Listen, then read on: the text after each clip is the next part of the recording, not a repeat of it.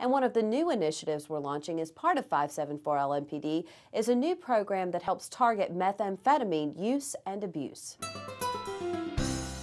We're actually going to get our arms around this and be probably much more effective in addressing it. A community-oriented policing grant is aiding police in their fight against meth. Some $300,000 of it, as a matter of fact, will go towards awareness, letting the community know what the issues are, giving them enough information and creating more venues for them so they can call us and provide us information to help us not only continue to close some of these meth labs, but in the long run prevent them from occurring. The effort includes the launch of a new ad campaign, including billboards, bus shelters, and public service announcements to give information on how to report meth labs in your neighborhood. In the first 11 months of 2007, narcotics officers busted 65 meth labs. Methamphetamine is a crime that happens in every corner of this community. From the polo fields to PRP, it's a crime that knows no specific zip code. We hope our residents will see the signage that we're putting out, will hear the ads, or the marketing that we're doing, will ask questions, engage police officers, and give us an opportunity to do an even better job.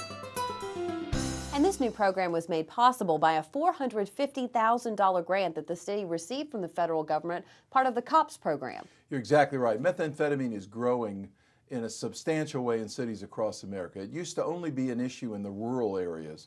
But now you can literally make methamphetamine in the backseat of a car. And as you know, you can get all of the ingredients to make methamphetamine at any grocery store or any drugstore in a community. So we have seen an increase in the number of methamphetamine labs that we have busted as of late. And we've been trying to carry the message to the community about the importance of letting us know, because they're really hazardous kinds of facilities. So with the $450,000, we can buy some new equipment that'll provide an opportunity to better monitor potential areas where methamphetamine labs have been noticed to be growing, as well as a marketing campaign to make it very clear that methamphetamine is a terrible, terrible drug.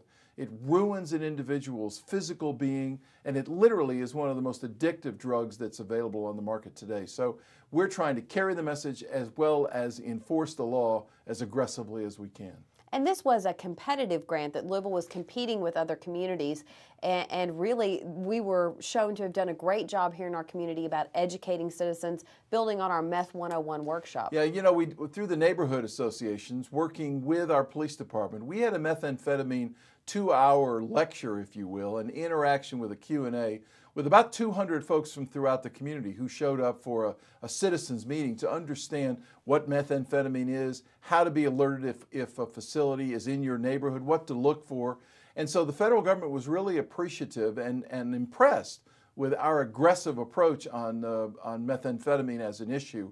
And as you said, it was a competitive grant, and we were one of the very few cities in the country to receive that grant. We're very excited about it.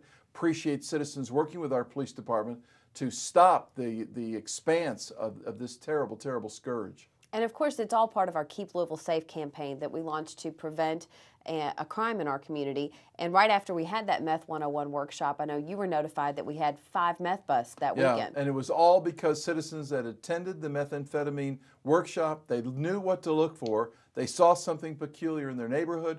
They called 574 LMPD, and we were able to close the lab. And if people think meth busts don't happen in their neighborhood, we saw the map at the press conference. Yeah, it's incredible. All over the community, from east to west, from southeast, southwest, central. It's all over this community. There is no socioeconomic or geographic area where it is more often than not. It is all over the community. And people will be seeing different public service announcements through billboards, bus shelters, on the back of buses.